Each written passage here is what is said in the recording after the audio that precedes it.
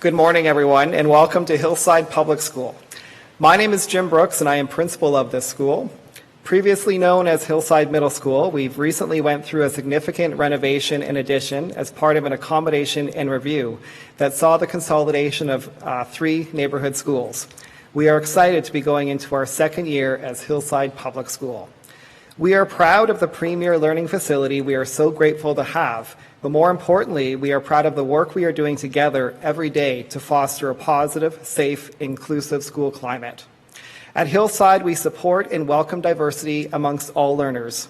Our school's mission is to inspire happiness and success in an engaged and connected learning community. At Hillside, we work together to ensure every student is supported and inspired to succeed in a culture of high expectations. I would like to thank the Honourable Minister Hunter and her team for providing us with the opportunity to showcase and highlight our collaborative artwork and legacy pieces that mean so much to our community. I would also like to thank the following guests for joining us today: Minister Sousa, Trustee Brad McDonald, Trustee Kathy McDonald, Vice Chair and Trustee Suzanne Nurse, Director of Education Peter Joshua, Associate Director of Instruction and Equity Support Services Pauline Grewal, Superintendent of Education Nina Jaswal, Vice Principal Brenda Gibson, and Farrell Hall is Manager of Workplace Equity with our board. I would like to introduce and welcome our new Director of Education, Peter Joshua, to share greetings on behalf of the board. As a Peel Board graduate and with a 27-year career at Hamilton Wentworth District School Board, Peter brings a commitment to achieving student success, passion for education, and optimistic and inspiring leadership to the role of director. Please join me in welcoming Director of Education, Peter Joshua.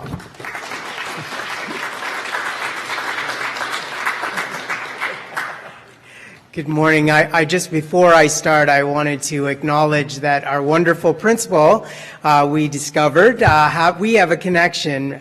Principal Brooks happened to have been a student of mine when I first started teaching in Hamilton, so I'm so very pleased. This to me is what student success is all about, when we see our students growing and thriving and succeeding, so congratulations.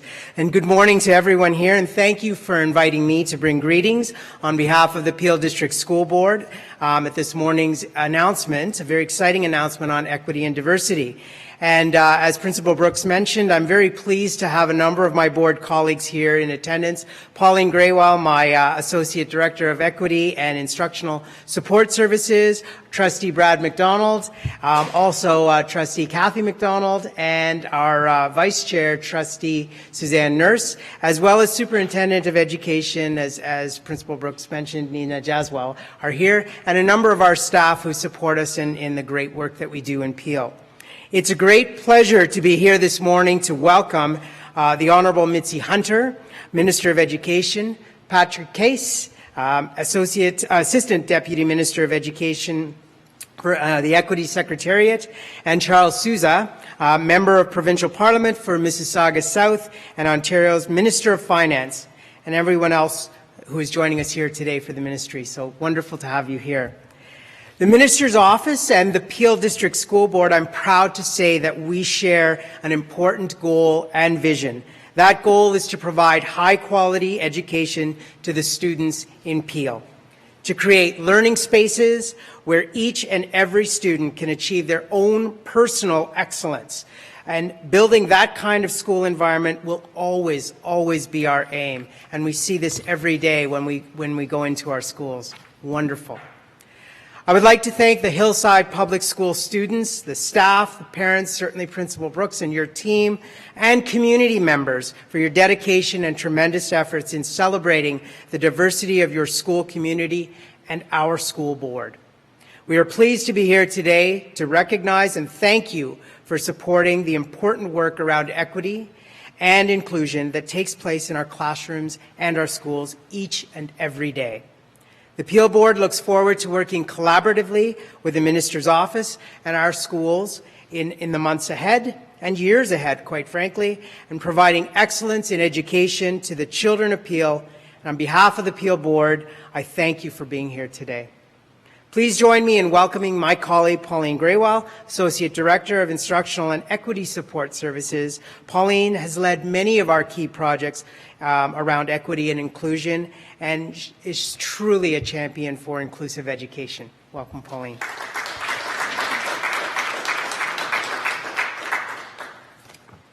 Thank you, Peter. Good morning. I'm pleased to be here today to bring greetings on behalf of our senior administration with the Peel District School Board. Thank you for inviting me to be a part of this very special announcement that brings us together to continue our journey to recognize all of our work, our collective work around equity and inclusion. The Peel Board is one of Canada's largest public school boards, and it continues to grow as communities in Peel region expand. As a board, we serve more than 155,000 students in 257 schools in a community just of about 1.3 million people. Peel is one of the highest areas of settlement for newcomers in Canada. And just this morning, I saw a new family being welcomed by Hillside staff. And I know they felt like $1 million as they came into the door and as mom left the kids. So thank you, Principal Brooks, for that. We have more than 50 languages spoken by Peel students and their families. And in fact, in some of our secondary schools, there are over 100 different languages between parents and the communities that we serve. The diversity that is represented by our students, staff, and community is extensive. And as we look at our board's strategic plan, the plan for student success, one of the commitments that we have made is around equity inclusion, and that is to achieve inclusion for all through continued progress on equity. In that statement, equity is the work and inclusion is our goal. In fact, I believe it is some of the most important work that we do. It is not work that is safe. It is not work that is easy or where we will always achieve consensus. We know that. Yet as leaders, it's a clear message that we know it's the right work. And our Director of Education, new Director of Education, I think, talked about that very clearly in his starting point address last week. I'm proud of the work, that continuous progress towards inclusion. Today is another example of that crucial work that we do as educators to continue our journey around inclusion. Through our unwavering commitment to equity and inclusion, I know that each of us, so everybody in here, each of us will continue to help our students, and they're here joining us today, some of them, and staff learn, work and develop in environments that are safe, that are equitable, that are inclusive, and are respectful and nurturing for all. So on behalf of the Peel Board, thank you for being here today. And with that, I get to introduce please join me in welcoming Charles Sousa, who is our Member of Provincial Parliament for the riding of Mississauga South and Ontario's Minister of Finance. So welcome.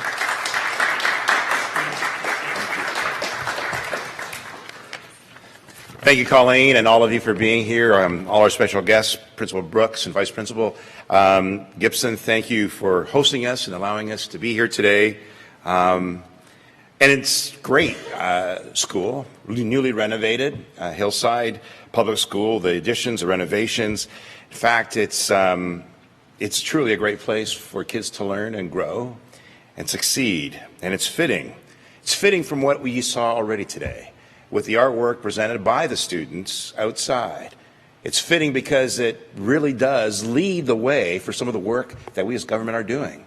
The kids get it. They get it by what we've seen in some of the artwork that's been presented today with us around inclusivity, around being safe, around being encouraging and welcoming, and about encouraging one another to succeed. It's certainly an important area for us to ensure that we play together, we learn together, we succeed together, and these are key principles of our province for our collective future success. We're committed, certainly, to ensuring that every child has equal opportunity to succeed. It's why it's a real pleasure for me to introduce the Honourable Minister, who I know firsthand the extraordinary work she's done about leading the way for greater success. As President and CEO of Civic Action here in Toronto, for the work she's done as Associate Minister of Finance around the Ontario Retirement Pension Plan, ensuring that we all have greater success as we proceed forward. And because of that championship and some of that leadership role that we enabled other provinces to ensure that we enhance CPP for that greater benefit. I I am also a graduate of the Peel Board of Education. I attended primary school here, I attended middle school here, and I attended high school here. And as I was growing up in our community, it has changed. And it has changed for the better. There are more people who recognize the strengths that we all bring forward. The variety of our cultures, the variety of our diversity is also a great benefit and a great opportunity for us to do even better and act as a beacon to other parts of the world. And as my kids grew up in the same system, within the same community, they were the ones that embraced it even better than I did. And I recognize through them how much work and how much promise the province of Ontario has going forward. And I congratulate the tremendous work of all of you, of the Ministry of Education, and you, Mitzi Hunter, for the leadership role that you've taken in order to go forward on some of the work that's being presented today. Ladies and gentlemen, please welcome the Honourable Minister of Education, Mitzi Hunter.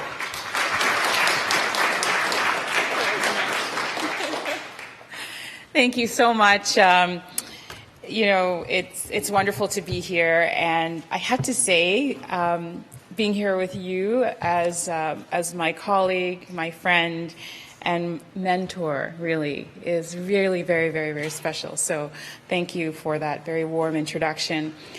Hello, everyone. Bonjour, bonjour. It's such a pleasure to be here today. It's a very exciting day. I really feel that, and I want to say thank you to the students for that wonderful welcome and introduction to your school, to the history of your school, and how it has come together.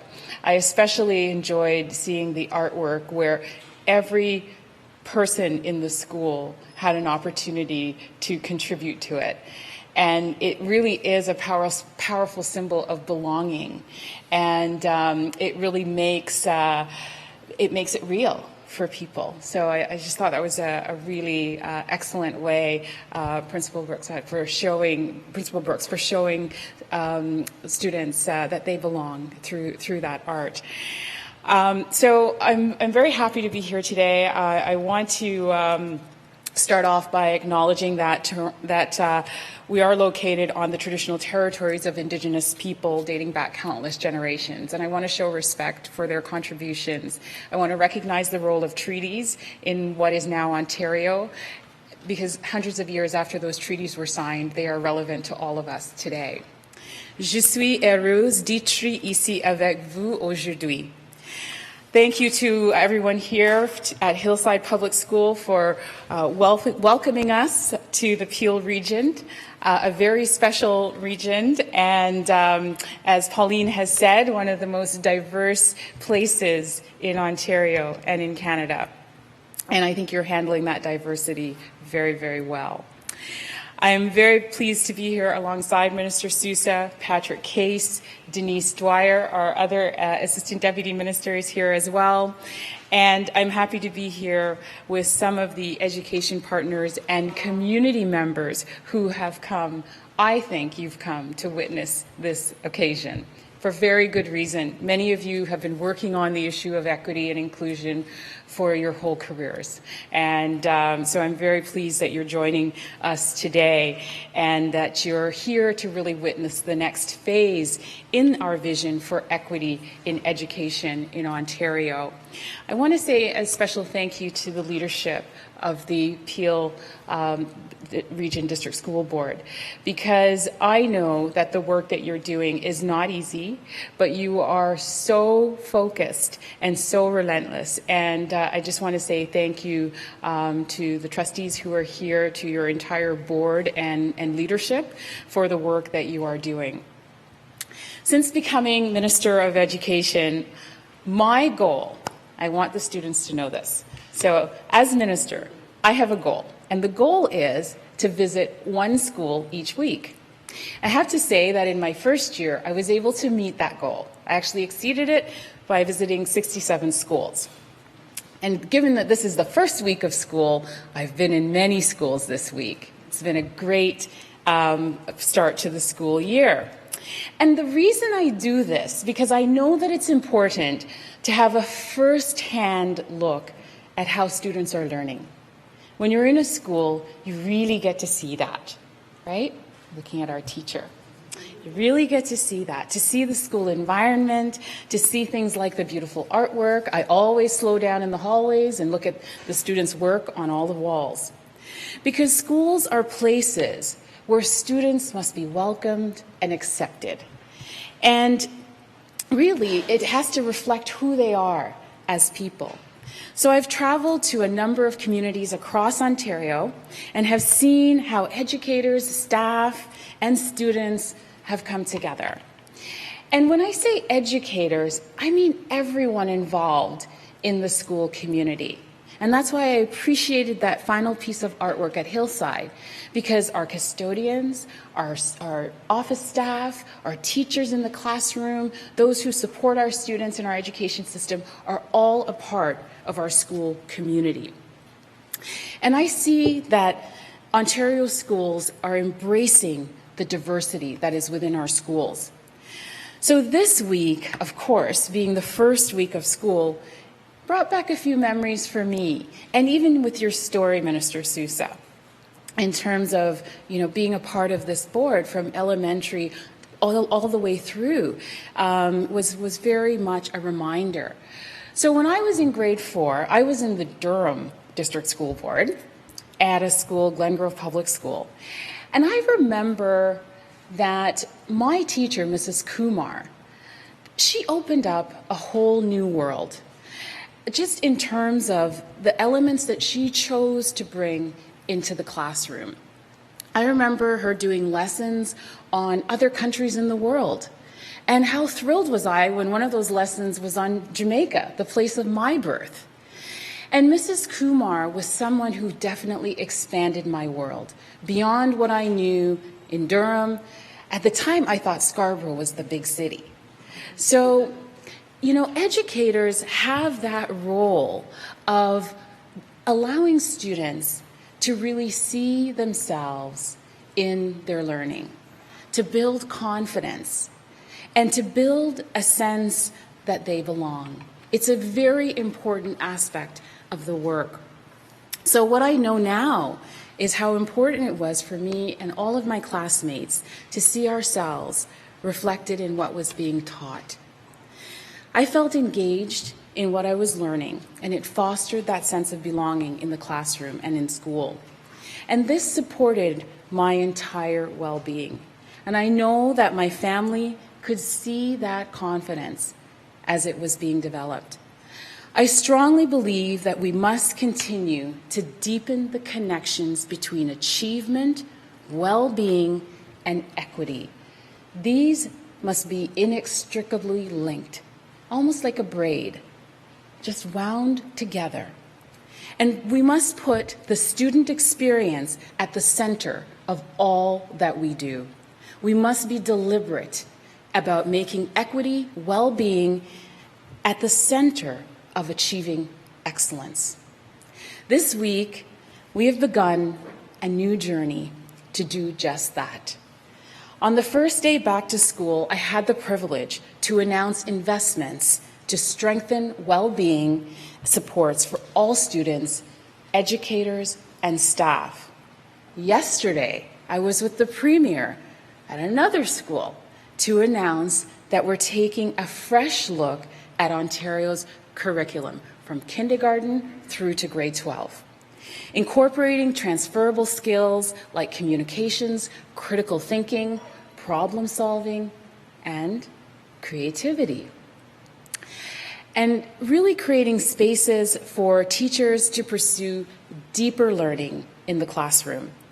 We also shared our plans to engage our partners to review report cards as well as assessments. Today, on the third day back to school, I am here to reaffirm my commitment to fostering an education system where all students, parents, staff, and members of the school community are treated with dignity and respect, regardless of race, religion, ethnicity, gender, sexual orientation, ability, minority language, or any other factor. I am proud to announce the launch of Ontario's Education Equity Action Plan. Through this 3-year plan, we will work with our partners to identify and remove systemic barriers and discriminatory biases from schools, classrooms, and our education system. A key first step was creating the Equity Secretariat earlier this year, the Education Equity Secretariat.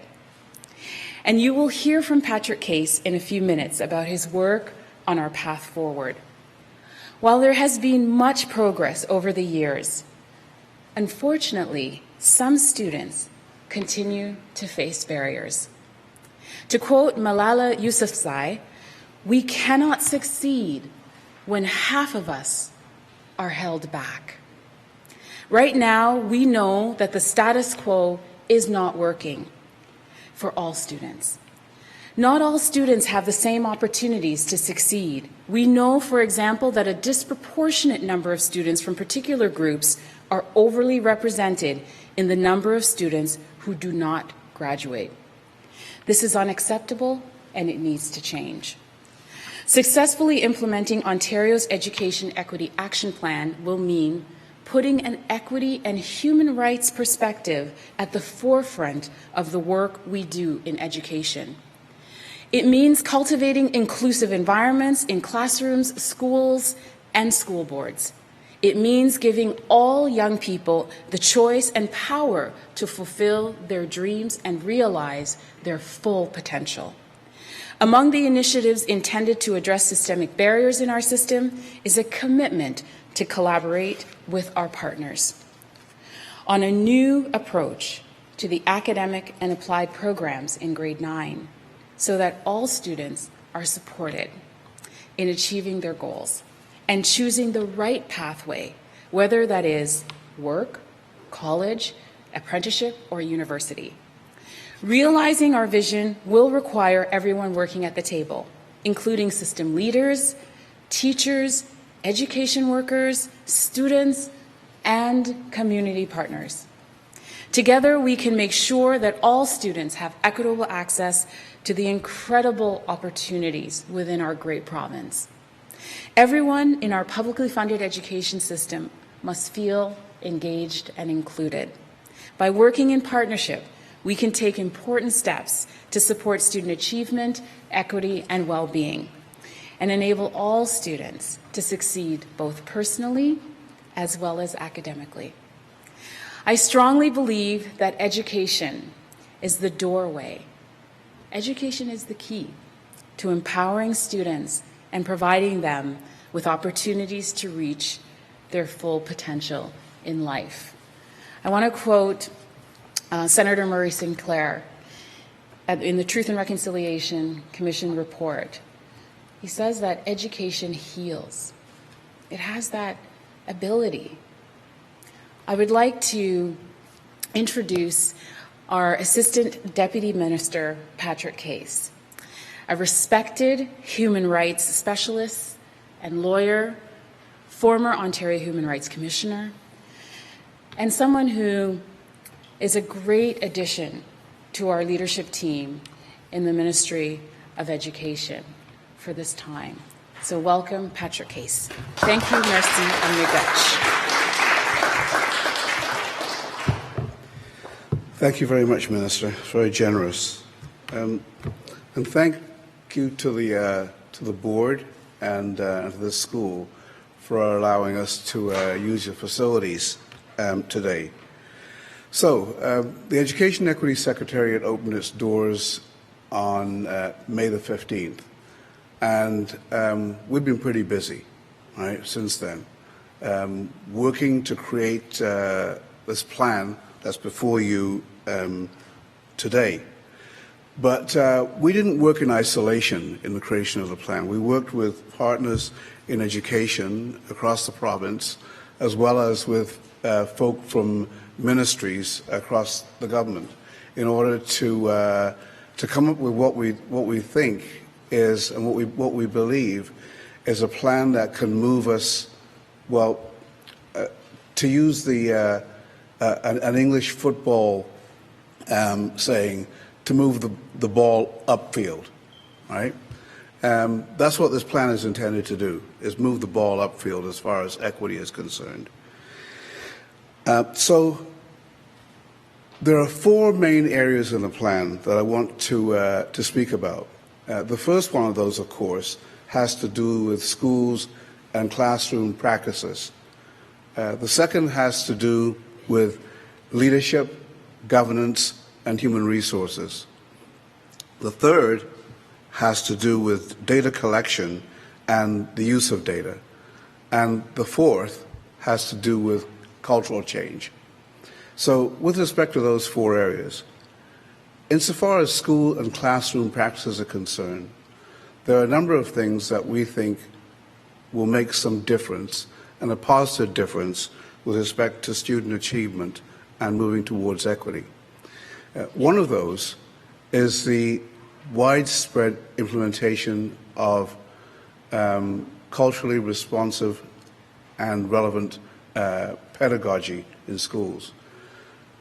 That methodology rests on using the lived experiences of students as they're brought into classrooms. In my office, when we started up, we set a goal. I know that ministers don't like surprises. This is a good surprise. We set a goal of having 12 school boards sign up to work with us on culturally responsive and relevant curriculum pedagogy. Last week, at the beginning of the week, we had 6. The goal was to have 12 by October. We've got 25. 25 boards. 18 of those boards are new to this work, right? As well as pedagogy, some of the work that we're going to be focusing on also has to do, as the Minister referred to, with grade 9. Ontario is the only province that has students make the kinds of decisions that they have to make at this point in their lives. We want to change that. That's work that's going to take some time. It's going to take some effort as we work with partners in education in the affiliates and various other, and of course with communities. But that work has to start now. It's a structure, streaming, that needs to be addressed. But bear in mind that even if we remove the structure itself, that some of the mindsets that result in young people being streamed may still continue, and that we have to work on that as well. In relation to leadership, governance, and human resources, these are 3 really critical areas. With respect to leadership, we are committed to working with partners in education to change the picture with regard to the physical picture with regard to leadership in education. As we look around the province, it's quite clear that in relation to some of our leadership pools, they are not representative of the makeup of the province. That can change, and it will change. In relation to governance, it is the case that trustees have had much education in relation to governance and ethics.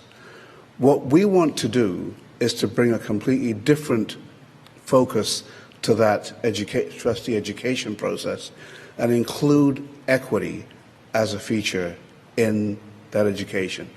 So training and education in relation to governance, ethics, and equity, and the interplay with equity, is of critical importance for this entire province. Now, when I'm speaking about this entire province, I'm not talking about equity in relation to downtown Toronto or downtown Mississauga. What I'm talking about is equity as it arises wherever it arises in this province. You know, there's a north, right? And the issues in the north are very different from those in the south of the province. Even in the south of the province, as we go from side to side, you can see that there are major differences. In Avon-Maitland, to the west of here, we know that a large number of Mennonite families send their children to public schools. And there are equity issues that arise within that context. Those equity issues must be addressed as well. With regard to human resources, it is clear to many people who send their children to school that, as yet, there are imbalances with respect to the teaching population, with respect to the representation of visible and racial minorities and other equity-seeking groups in education. That, too, must change. And we're working with partners, and will we continue to work with partners in education to bring about some of those changes. There are a number of barriers in this area. One of them is the fact that the faculties of education have seemed to have withdrawn their support for using the services of secondees from boards of education to the ministry. We think that those secondees are incredibly important because what they bring with them is the lived experiences of the children within their schools. We want to restore that pipeline so that at the point of education of teachers, that equity content is re-injected into the process.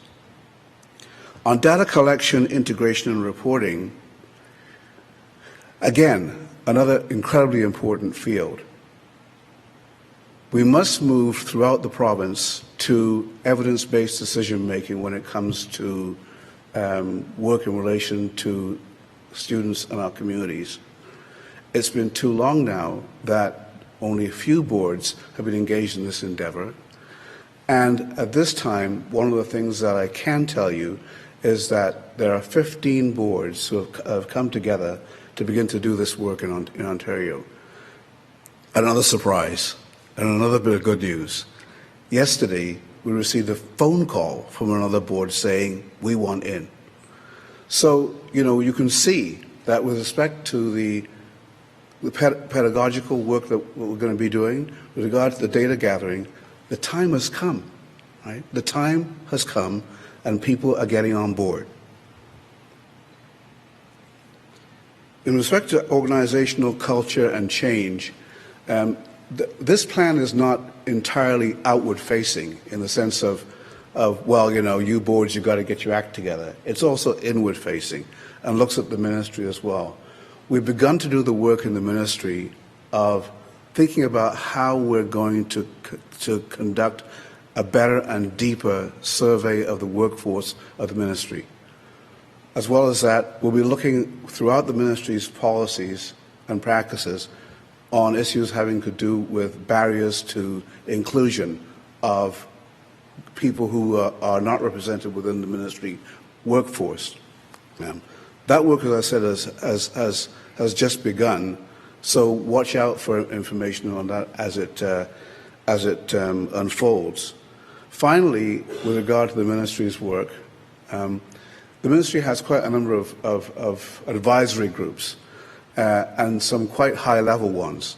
The ministry has moved already within the last 2 weeks to change the representation on one of its most high-level advisory groups to include members of diverse communities. And so I'll stop there, and I'm happy to take questions from people. Just to say, however, that with regard to the accountability for completing the action items in the plan, that responsibility lies with the ministry and its component divisions and branches, as well as with the partners in education. Thank you. Yes.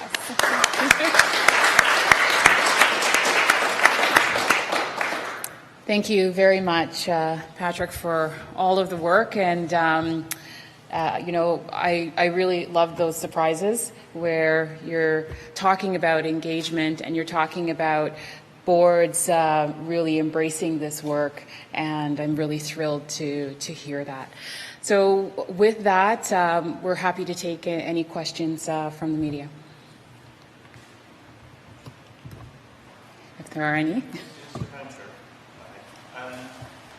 It says in the Equity Action Plan that while we've achieved much for students, we continue to observe poor outcomes for disproportionate numbers of students from low-income environments, racialized students, and other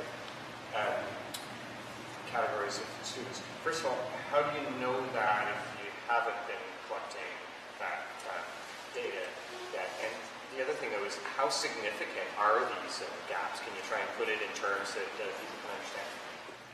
Thank you for your question. And so we do see the disparities in the numbers that we do collect. There are certain boards like the Toronto District School Board that has been collecting disaggregated data for a number of years. We have other studies that have been done to look at data. We've just received a report from York University that also confirms the direction that we want to take with respect to the collection of data so that we have evidence-based decision-making around, how our programs are affecting students. I think that's important, not on an individual basis, but as a group.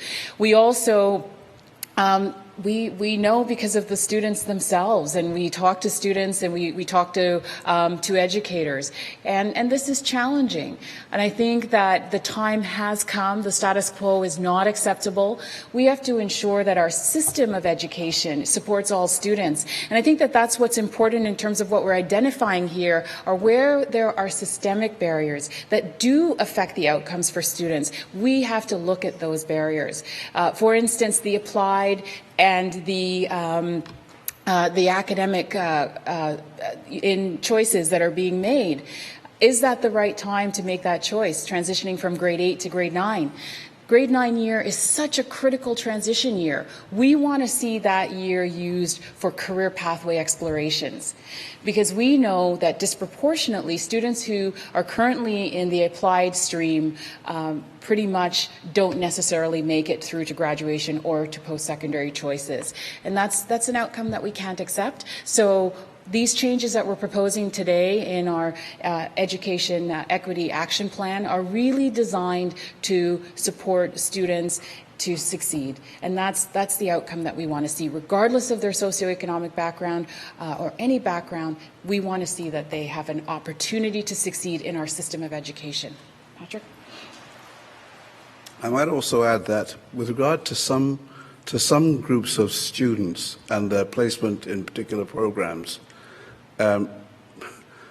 merely going to the classrooms will tell you that there are imbalances, that there's an overrepresentation of some students from black communities, students from some other racialized communities in the applied programs within the province.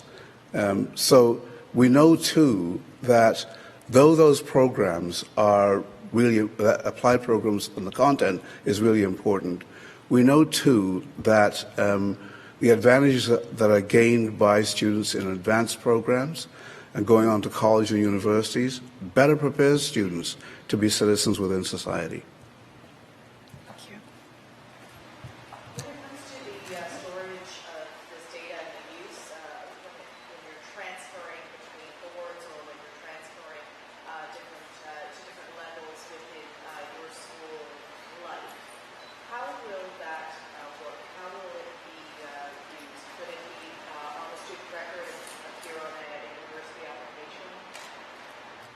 So the transfer of how we protect the data and make sure that there's a process in place for collecting the data, reviewing the data.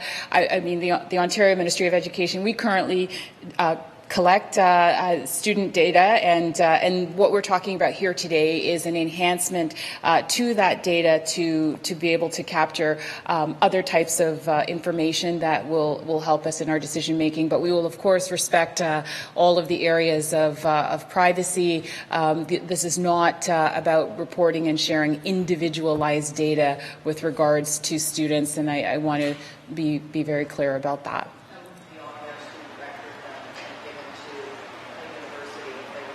It's not the purpose of this type of data, no.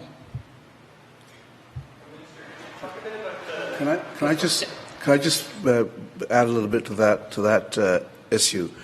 The boards that have come together now and are working on approaches to data gathering are also working on that very issue, the issue of the security of the data sets, what to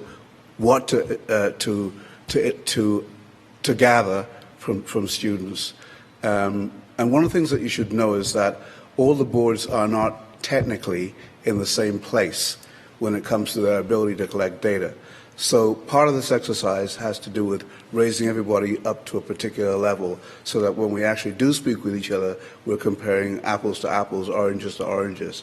So all of those questions that you've raised are being discussed at the table. I want to also just add that we're not doing this in isolation in the Ministry of Education. We have an anti-racism directorate as well that is tasked with very much the collection of disaggregated data across various ministry areas, and we are working very closely with them to have that standardization and consistency. Mike? What's your specific commitment on the grade 9 applied versus academic choice?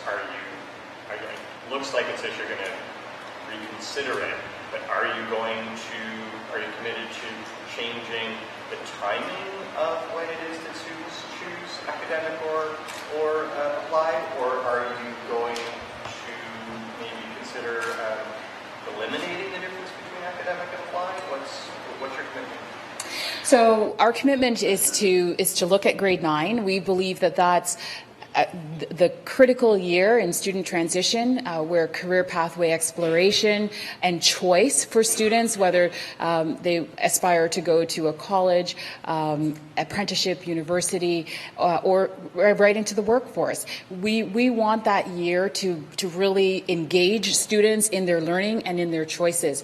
We're going to take our time working together with our education partners to come up with the answer to what is the solution with respect to academic and applied. What we know is that the status quo is unacceptable because of the outcomes that we've seen that is not really supporting many groups and particular groups of learners. We want to make sure that all students have a really fair opportunity to succeed when they're in secondary school. So Ontario is the only province that currently has that type of streaming occurring in grade 9. We don't believe it's the right year, but in terms of what the best recommendation is, we want to take we don't want to presuppose that outcome. We want to take the opportunity to engage our education partners and to come back with a solution and a recommendation. There are other ideas being presented, such as desemestering as a potential solution. So we want to make sure we consider all of the options. Okay, so we'll take these last two. Go ahead. So how is it going to work? Are you going to survey all students? From what age are you going to collect data? So the age that they collect the data. Another issue that's being worked on. So it makes sense for a number of reasons to be surveying students from grade 4 upwards and not below those grades, because self-identification becomes an issue, right, for children up to grade 3. So that's one of the issues that's absolutely on the table and has been on the table for discussion at the ministry for some time in other contexts. Right. Thank you. And Jamie, a last question to you. Thanks, sir. Minister, I got two questions, actually. The first one is, we've received a lot of controversy surrounding sexual education and what grades appropriate fields. Are you going to be looking at the sex ed curriculum as far as this overall review? So the health and physical education curriculum and the sex ed portion of that is not part of the work that we're doing as part of the equity, the Education Equity Action Plan. But what I do want to say is that Ontario was one of the only provinces that had not updated our health and physical education curriculum. It was something like 16 or 17 years. It was dangerously out of date. And we made the commitment that the health and the safety of our students was a priority, and we needed to update our health and physical education curriculum. And we've done that. It's been in our schools now. I believe it's the second year now that we've completed that. And I want to say that for parents and individuals that perhaps had questions about the curriculum, every opportunity was available to engage with principals, with teachers in the classroom.